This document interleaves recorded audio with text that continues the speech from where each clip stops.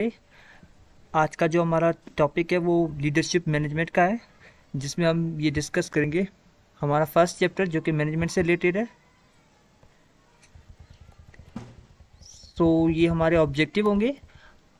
आज जो हम बेसिकली वो मैनेजमेंट को देखेंगे, हम ये देखेंगे कि मैनेजर जो होता है वो कौन सी स्ट्रेटजीज़ को यूज़ कर रहा होता है, वो कैसे ह्यूमन रिसोर्सेज और बाकी जो रिसोर्सेज होते हैं जिसमें हमारे पास फिजिकल रिसोर्सेज वगैरह आ गए, उन सबको कैसे वो मैनेज कर रहा होता है, कोऑर्डिनेट कर रहा होता है ताकि जो ऑर्गेनाइजेशन के गोल है उनको अचीव कर सके।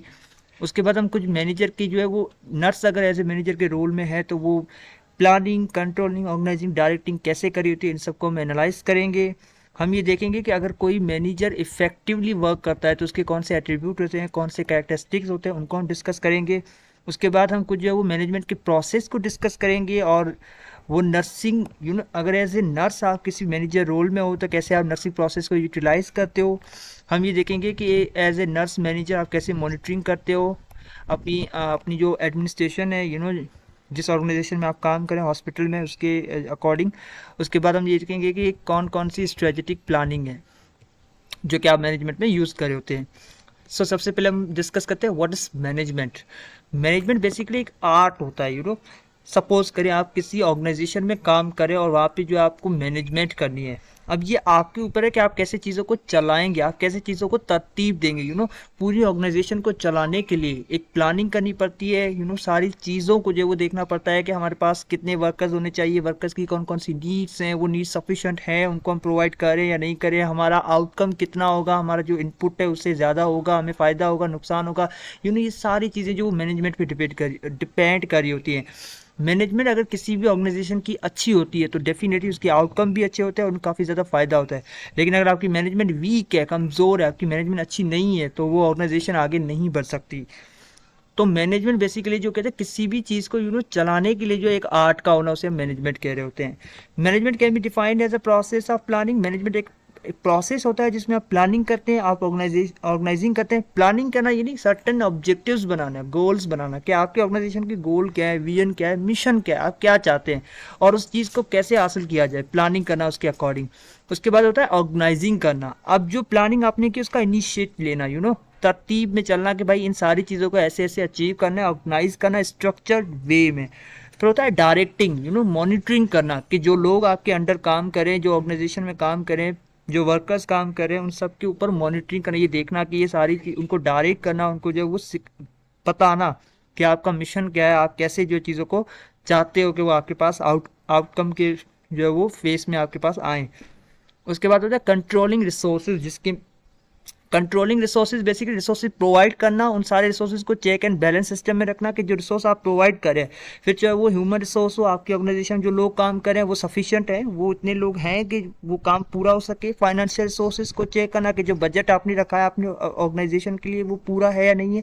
और फिजिकल रिसोर्सेज, जो इन्वायरमेंट है, जो इक्विपमेंट है, वो सारे जो है वो एडवांस लेवल के हैं, वो इतने सफिशिएंट हैं कि जो आपके गोल्स हैं वो सारे उसके अकॉर्डिंग पूरे हो सके।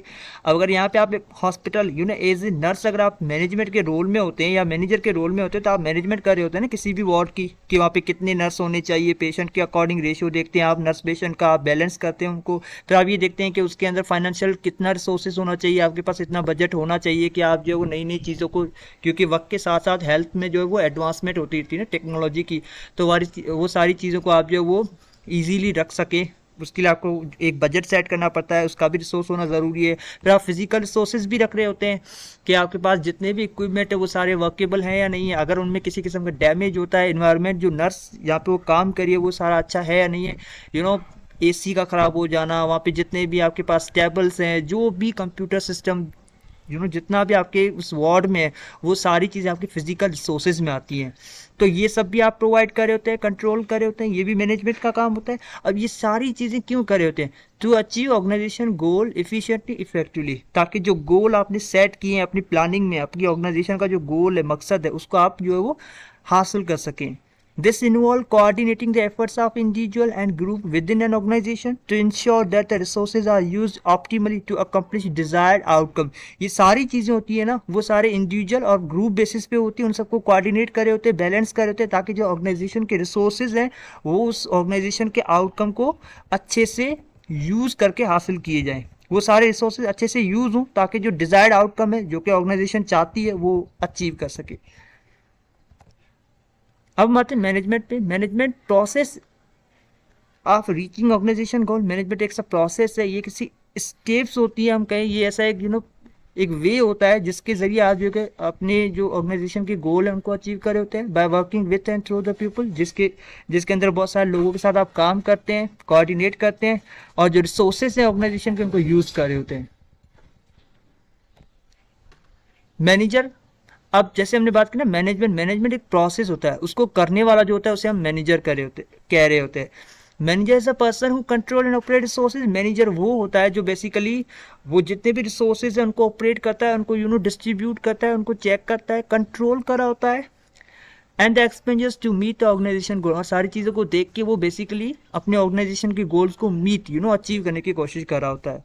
या फिर अदर डेफिनेशन क्या है, manager is a person who is responsible for the supervising and motivating employ. Manager वो पर्सन होता है जो कि इस इस चीज़ के लिए रिस्पॉन्सिबल होता है कि जो अंडर उसके लोग काम करें, उसके ऑर्गेनाइजेशन में जो लोग काम करें उनको सुपरवाइज करना, उनसे ये हर वक्त कम्युनिकेट करते रहना कि जो चीज़ें उनको नीडेड है वो उनको मिल रही है या नहीं मिल रही है, आउटकम कैसा है कैसा नहीं है, उनको मोटिवेट करना और डायरेक्ट करना ताकि जो प्रोग्रेस है ऑर्गेनाइजेशन की वो अच्छे से होती रहे।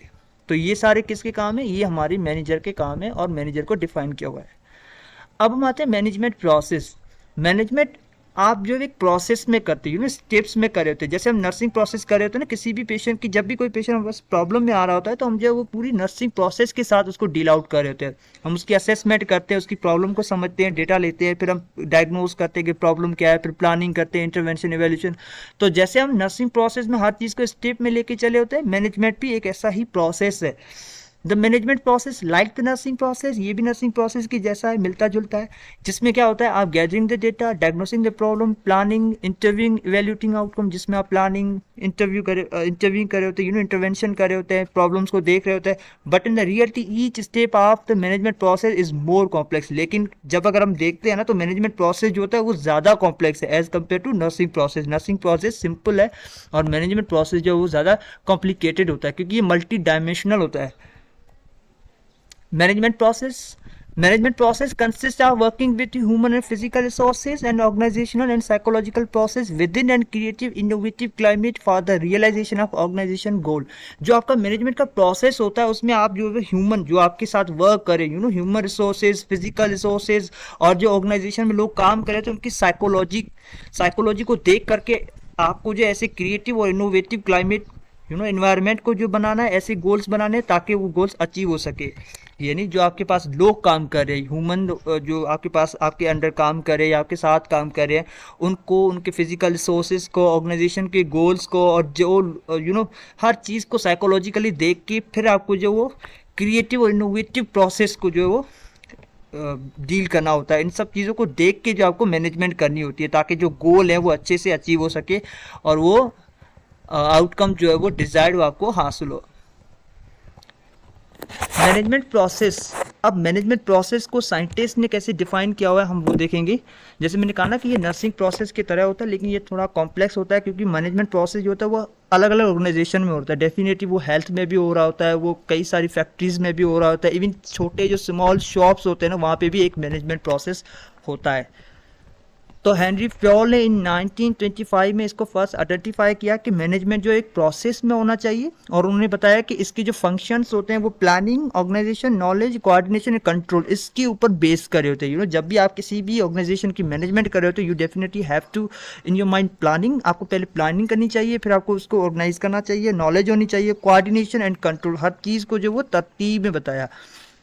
फिर लेटर ऑन लूथर गुलेक ने जो है उसी ही हेनरी वाली बात को ही थोड़ा एक्सपांड किया। उन्होंने 1973 में उस चीज़ को एक्सपांड किया। उन्होंने जो है इन सारी जो एक्टिविटीज़ जो उन्होंने बताई थी उनको मिलाकर नई 7 एक्टिविटीज़ को इंट्रोड्यूस किया और उन्होंने कहा कि ये वो 7 एक्टिविटीज़ है जिनको जो आप जब फॉलो करते हैं तो ये आपकी मैनेजमेंट प्रोसेस को और ज़्यादा बेहतर करते हैं और ये मैनेजमेंट प्रोसेस की बेसिस है जिसमें आपके पास किसी भी ऑर्गेनाइजेशन को काम करने से पहले प्लानिंग होनी चाहिए। प्लानिंग में आप क्या करते हैं, आप गोल सेट कर रहे होते हैं, आप ये देख रहे होते हैं कि मेरे ऑब्जेक्टिव मुझे बनाने हैं ताकि वो ऑब्जेक्टिव जो है मुझे गोल तक ले जाएं कि मुझे कैसे अपनी ऑर्गेनाइजेशन को जो है वो चलाना है। उसके बाद ऑर्गेनाइजेशन जो ऑर्गेनाइजेशन जहाँ पे आप अब अपनी जो प्लानिंग है उसका इनिशिएटिव लेंगे, आप काम करना स्टार्ट करेंगे, वहाँ पे आप स्टाफिंग करेंगे, थर्ड पे जो लोग आपको चाहिए, कितने वर्कर नीडेड हैं, आप उतने वर्कर्स को हायर करेंगे, डायरेक्टिंग करेंगे, यानी आप उन सबके ऊपर एक कंट्रोलिंग सिस्टम रखेंगे, आप उन सबको जो देखेंगे कि कैसे वो काम कर रहे हैं, वो जो काम कर रहे हैं वो वही है जो आपके आउटकम को रीच करेगा। फिर कोऑर्डिनेटिंग करना, उन लोगों से मिलना, कम्युनिकेट करना, उनके प्रॉब्लम्स को रिजॉल्व करना, रिपोर्टिंग करना, एंड बजटिंग, बजट डिसाइड करना कि मुझे इतना बजट रखना है, क्योंकि मैनेजमेंट में बजट का बहुत बड़ा रोल होता है। आपकी बजट अगर जो है वो अकॉर्डिंग टू योर मैनेजमेंट बेहतर होगी, कि आप चाहते हैं कि मेरा जो आउटकम है उसके अकॉर्डिंग इतनी बजट होनी चाहिए, अगर वो उतनी सफिशिएंट होगी तो मैनेजमेंट प्रोसेस बेहतर होगा। POSDCRB बेसिकली ये वो सात एक्टिविटीज़ है जो कि ग्लेक ने हमें बताई 1973 में। अब हम आते हैं करेक्टरिस्टिक। एक अच्छी मैनेजमेंट के कौन कौन से करेक्टरिस्टिक होते हैं, जब भी आप किसी ऑर्गेनाइजेशन में मैनेजमेंट कर रहे होते हो तो आपको जो है उसके करेक्टरिस्टिक को जहन में रखना है कि मेरी मैनेजमेंट में ये सारे करेक्टरिस्टिक होने चाहिए, क्योंकि ये जो है वो आपकी मैनेजमेंट को बेहतर करेंगे। Management exhibit similar characteristic that distinguish it as a discipline and practice. Management में बहुत सारे जो है वो ऐसी कैरेक्टरिस्टिक्स होते हैं जो कि इसको अलग कर रहे होते हैं बाकी सारी चीज़ों से, और उसको एक अलग डिसिप्लिन और प्रैक्टिस में दिखा रहे होते हैं, मैनेजमेंट को शो कर रहे होते हैं। तो इसमें जो पहला है जो the first one is goal oriented, जिसमें ये होता है कि management is focused on achieving specific goal. आपकी मैनेजमेंट में हमेशा ऐसी होनी चाहिए जो कि फोकस्ड हो, जिसका जो लक्ष्य हो, जिसका जो मकसद हो, वो हमेशा जो आपने गोल सेट किए उसके अकॉर्डिंग हो, स्पेसिफिक हो, वो ज़्यादा ब्रॉड ना हो, टू द पॉइंट हो, and the objective that are align with organisation mission vision. और जो ऑब्जेक्टिव्स आपने बनाया वो मीट करते हो, वो रिलेट करते हो जो मिशन है, जो विजन है, जो आप चाहते हैं उससे। तो गोल ओरिएंटेड होना चाहिए, मकसद से जो है वो पूरा फोकस्ड होना चाहिए। Universal management principles are applicable across different type of organisation industry. जो आप मैनेजमेंट प्रिंसिपल्स होते हैं ना, जो इसके मकसद होते हैं, वो हर एक ऑर्गेनाइजेशन, ये किसी एक एक ऑर्गेनाइजेशन का मैनेजमेंट प्रोसेस अलग हो, दूसरी का अलग हो, ऐसा नहीं होता है। जो मैनेजमेंट के कैरेक्टरिस्टिक है वो हर ऑर्गेनाइजेशन की जो होती है मैनेजमेंट, उसमें ये होना ज़रूरी है। वो सारे जो तो अप्लीकेबल होते हैं, ये जो कैरेक्टरिस्टिक हम डिफाइन करें ना, ये सारी ऑर्गेनाइजेशन जब भी वो मैनेजमेंट को देख रही होती है तो ये कैरेक्टरिस्टिक वहाँ पे भी एप्लीकेबल होते हैं। ये यूनिवर्सल है, ब्रॉड है। वाइल स्पेसिफिक प्रैक्टिस में भी वेरी। अब कुछ जो होती कंपनी जो छोटी होती है, जिनके पास ना बजट नहीं होता, वो अपनी छोटी जो मैनेजमेंट कर रहे होते हैं ना, वहाँ पे मे भी ये वेरी हो, ये कैरेक्टरिस्टिक वहाँ पे कुछ जो हो और कुछ ना भी हो सकते हैं, वहाँ पे वेरी कर सकते हैं। Factor such as organisation size, मैंने कहा ना कि ऑर्गेनाइजेशन की साइज पे डिपेंड करा होता है, कि अगर ऑर्गेनाइजेशन बड़ी है तो वो सारे कैरेक्टरिस्टिक को जरूर डेफिनेटली जो वो अंडरस्टैंड करेगी और उनके अकॉर्डिंग मैनेजमेंट करेगी। लेकिन अगर ऑर्गेनाइजेशन की साइज छोटी है तो वो सारे कैरेक्टरिस्टिक मे भी फॉलो ना हो। And the next one is dynamic management. एक कांस्टेंट, मैंने कहा ना, वक्त के साथ साथ चलने वाली होनी चाहिए, क्योंकि आपकी जो मैनेजमेंट है वो ऐसी होनी चाहिए कि जब चीज़ें एडवांस हो रही होती हैं तो उनको भी मीटअप कर रही हो, कि जैसे जैसे एडवांसमेंट आती जाएगी तो हमारी मैनेजमेंट भी उतनी सफिशिएंट होनी चाहिए, उन चीज़ों को जो है वक्त के साथ वो मैच करती रहे। तो डायनामिक प्रोसेस मैनेजमेंट जो वो constantly evolving in response to change in the external environment, क्योंकि हम जानते हैं हमारे जो अभी जो दौर है वो डे बाय डे चेंज होता जा रहा है, टेक्नोलॉजी में और ज़्यादा एडवांसमेंट हो रही है। तो मैनेजमेंट ऐसी होनी चाहिए कि वो वक्त के साथ चलती रहे, उसे किसी किस्म का कोई, जो हम बोलते हैं ना कि वक्त के साथ जो उसका जो एक वे है, जो उसका जो प्रोडक्ट है वो मीटअप कर रहा हो, वो उतना एडवांस हो। And in shift and organisation need, और वो जो ऑर्गेनाइजेशंस की नीड है वो जो है जैसे जैसे शिफ्ट होती जाए तो वो भी मीटअप होती जाए। इफेक्टिव मैनेजर मस्ट अडॉप्ट ये approaches and strategies to address emerging challenging opportunities. जो एक मैनेजर, इफेक्टिव मैनेजर होता है, वो इस चीज़ों को अच्छे से अप्रोच जो कर रहा होता है, अच्छे से समझ रहा होता है, और फिर उसको समझ के ही अपनी ऑर्गेनाइजेशन की मैनेजमेंट कर रहा होता है, ताकि जो भी आने वाली फ्यूचर में चैलेंजेस है उनको वो जो मीट कर सके, और जो अपॉर्चुनिटीज़ हैं उनको वो हासिल कर सके, उनको जो है वो ग्रैब कर सके। अब आपकी मैनेजमेंट जो इंटरडिसिप्लिनरी होनी चाहिए। Management draw upon insights and theory from various discipline such as psychology, sociology, economic and engineering. आपकी जो मैनेजमेंट है वो हर एक चीज़ का चंक होना चाहिए, जिसमें हर एक चीज़ का थोड़ा थोड़ा मकसद ज़रूर होना चाहिए, हर चीज़ से वो मीटअप करती है। उसमें साइकोलॉजिकली भी आपको देखना होता है, सोशियोलॉजी भी होनी चाहिए, इकोनॉमिकल और इंजीनियरिंग, इन सारी चीज़ों के बेसिस पे होनी चाहिए। इन सारी चीज़ों का जो वो चंक होना चाहिए, हर चीज़ को देख के आपको मैनेजमेंट करनी है, क्योंकि मैंने कहा ना मैनेजमेंट एक वास्ट फील्ड है, ये मल्टी डिसिप्लिनरी है, हर एक चीज़ का जो है आपको जहन में रख के आपकी मैनेजमेंट करनी पड़ती है। Manager need to understand and integrate knowledge from multiple field to make inform decisions and solve complex problem, क्योंकि हम जानते हैं मैनेजमेंट में प्रॉब्लम्स का आए दिन होना ज़रूरी जो होती रहती हैं, तो इन सारी चीज़ों की नॉलेज होगी तो मैनेजमेंट की जो प्रॉब्लम्स है वो सॉल्व हो जाएंगी। पीपल ओरिएंटेड होनी चाहिए, जो वर्कर्स वहाँ पे काम कर रहे हैं उनसे रिलेटेड होनी चाहिए, उनकी प्रॉब्लम्स को भी आपको जो आइडेंटिफाई करना है। Management involve working with people, जिसमें बोथ होते हैं एम्प्लॉय और stakeholder to achieve organisation objective, क्योंकि वहाँ पे आप और आपके साथ जो जितने भी एम्प्लॉयज़ काम कर रहे हैं वो सब उनका सबका जो मकसद है काम करने का वो सिर्फ आपकी ऑर्गेनाइजेशन के ऑब्जेक्टिव्स को अचीव करना है। तो पीपल ओरिएंटेड होनी चाहिए। इफेक्टिव कम्युनिकेशन होनी चाहिए, जो आप कम्युनिकेट करना चाहते हैं वो भी इफेक्टिव होना चाहिए ताकि वो समझ सकें और उसके अकॉर्डिंग काम करें। मोटिवेशनल होनी चाहिए, अगर कोई अच्छा काम कर रहा है तो आपको एक्नॉलेज करना है, उसको जो है वो मोटिवेट करना है, प्रमोशन देना है, रिवॉर्ड देने हैं।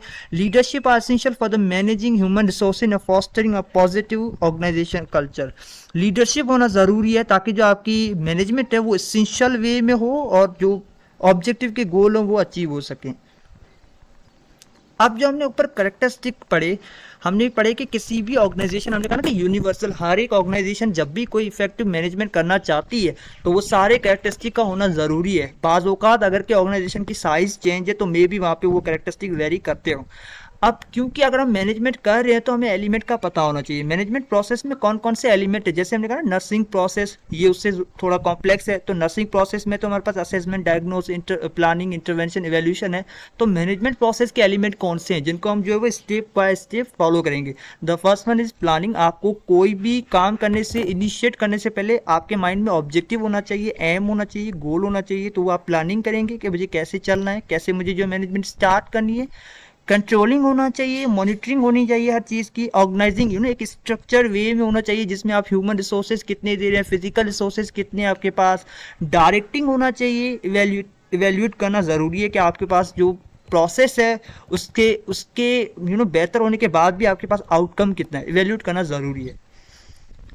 हम वन बाय वन डिस्कस करेंगे। तो first one is planning. Planning mean to decide in advance. आपको पहले से ये चीज़ जो वो डिसाइड करनी होती है, सोचनी होती है कि करना क्या है। What is to be done, हमें करना क्या है, कैसे करना है। It's a chart, a course of action for the future. ये बेसिकली एक कोर्स का चार्ट होता है, एक पेज होता है, जो एक मैप होता है जो बेसिकली आपको बता रहा होता है कि आपको कैसे फ्यूचर में आगे बढ़ना है। It is an intellectual process. ये एक जो है वो जानती प्रोसेस है, इसमें आपकी इंटेलिजेंस का जो बहुत बड़ा रोल होता है। And it aim to achieve a coordinating and consisting set of operation aim at a desired objective. उसका जो मकसद होता है वो यही होता है कि जो आपके डिजायर्ड ऑब्जेक्टिव्स हैं उनका अचीव होना ज़रूरी है, कि ऐसे ऑब्जेक्टिव होने चाहिए जो कि अचीवेबल हो। अब प्लानिंग करनी है, गुड प्लानिंग के लिए कौन कौन सी चीज़ें एसेंशियल होती है।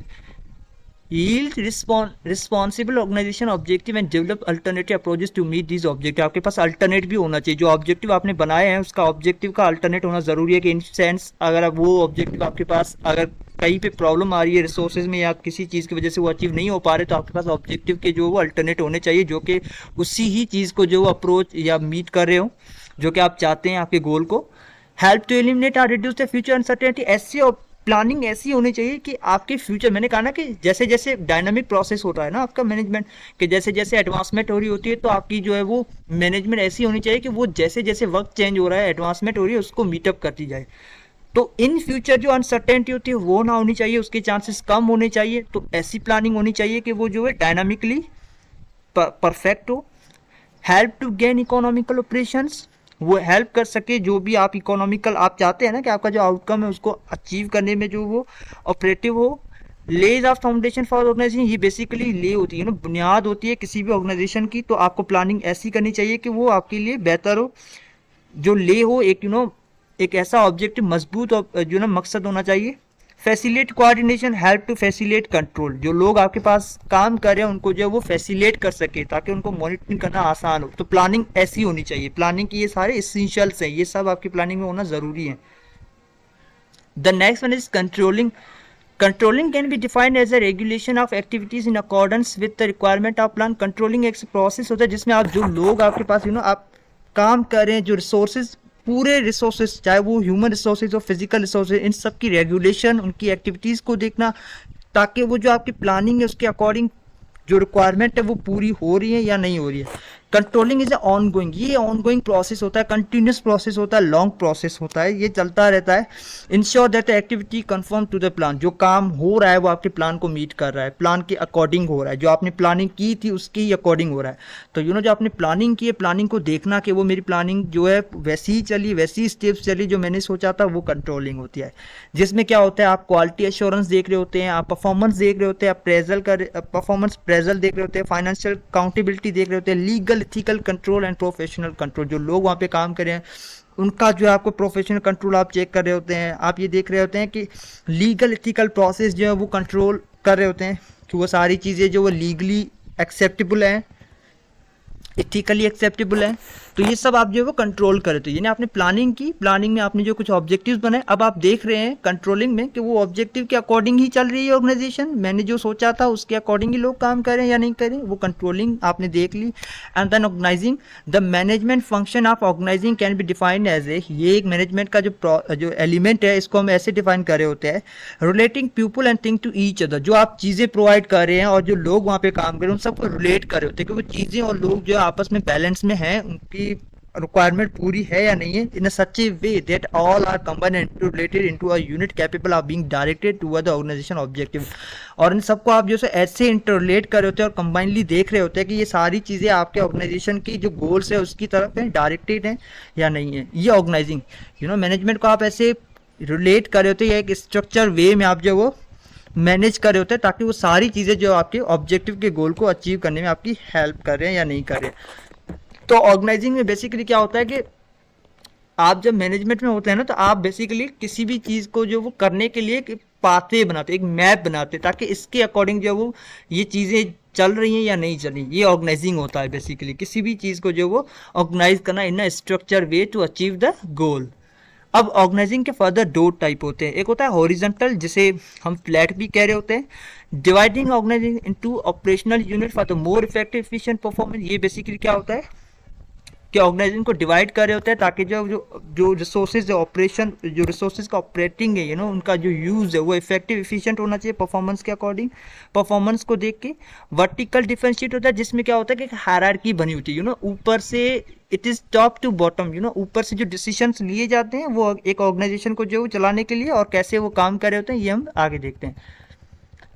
अब बेसिकली हॉरिजॉन्टल में ये होता है कि आपकी ऑर्गेनाइजेशन में जो होता है वो डिसीजन लिया जाता है, क्योंकि ये हॉरिजॉन्टल जो इतनी बड़ी ऑर्गेनाइजेशन में छोटी छोटी ऑर्गेनाइजेशंस ये कर रही होती हैं, जिसमें आपके पास जो है वो डिसीजन लिया जाता है और वो डिसीजन जो है वो सबके अकॉर्डिंग होता है, कोऑर्डिनेटेड वे में होता है। In horizontal organisation there are fewer level of management, इसमें जो होता है इतने मैनेजमेंट के लेवल्स नहीं होते, कुछ ही लेवल्स होते हैं। एंड अथॉराइज इन डिसेंट्रलाइज, ये जो होता है वो डिसेंट्रलाइज होता है, इतना जो है वो ब्रॉड नहीं होता। This structure is common in smaller companies, जो छोटी छोटी कंपनीज होती हैं जिनका नया स्टार्टअप होता है, वहाँ पे जो है इनोवेशन और प्योरिटी रखी जाती है चीज़ों की, वहाँ पे जो ये ज़्यादा यूज़ हो रहा होता है। इसमें क्या होता है कि आपके पास जो है कोई भी, हम ले लें कि वाइस हो या कोई भी आपके पास मैनेजर हो, वो डिसीजन लेता है और सब लोग जो है उसके अकॉर्डिंग काम करना स्टार्ट करते हैं। तो इसमें आपको ज़्यादा लोगों का जो कोऑर्डिनेशन होता है, कंपनी छोटी होती है उनमें कोऑर्डिनेशन होता है, इसमें इतना वो झंझट नहीं होता कि डिसीजन के चेंजेस भी कर सकते हैं हम डिसीजन को, क्योंकि यहाँ पे जो मैनेजर होता है वो चेंजेस कर सकता है अकॉर्डिंग टू देयर वर्कर्स, तो इसमें इतना वो नहीं होता है। लेकिन दूसरी तरफ अगर हम वर्टिकल देखें जिसमें क्या होता है टॉप टू बॉटम होता है, ये मोस्टली हॉस्पिटल्स में यूज़ होता है। जैसे हम देख रहे होते हैं कि हमारे पास एक डायरेक्टर होता है, डायरेक्टर जो भी डिसीजन लेता है ये प्रॉब्लम्स को देख के, फिर वो जो डिसीजन लेके अपने मैनेजर को कम्युनिकेट करता है, मैनेजर वो हेड नर्स को करता है, हेड नर्स जो होती है वो फर्दर नर्सेस पे करे होते हैं। तो फैसला ऊपर से आता है, टॉप से लेके बॉटम तक, ऊपर से फैसला आ गया आपको ऐसे ऐसे मैनेजमेंट करनी है, एंड देन वो जो है नीचे आप तक सर्कुलेट हो रहा होता है।